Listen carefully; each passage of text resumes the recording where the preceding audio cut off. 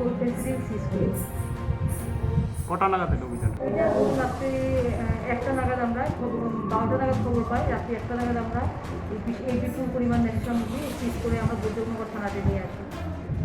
নাম কি কি যাদের অ্যারেস্ট হয়? তাদের দুজনই বাইরের লোক তাদের কি নাম ওদের? বা তাদের একজনের নাম হচ্ছে সতবীর সিং, আরেকজন শামশের সিং। তারা দুজনেই বাইরের থেকে আগত। আসাম থেকে এনে এই নেশা সামগ্রীগুলি আমাদের রাজ্যের মধ্যে নিয়ে আসে এবং সেই মুহূর্তে আমরা তাদেরকে আটক করে এই বিপুল নেশা সামগ্রী সিজ করতে সমর্থ হই। ওদেরকে আদালতে পাঠানো? আজকে আমরা আদালতে পাঠাচ্ছি। কি ধারাতে মামলা নেওয়া হয়েছে? হ্যাঁ, কি ধারাতে মামলা নেওয়া হয়েছে? এটা আমরা এনডিপিএস ধারাতে আমরা মামলা নিয়েছি এবং তাদেরকে 5 দিনের পুলিশ রিমান্ডে আনার জন্য আমরা পরিকল্পনা নিয়েছি, যাতে আমরা তদন্ত কার্যে পরবর্তী সময় এগোতে পারি।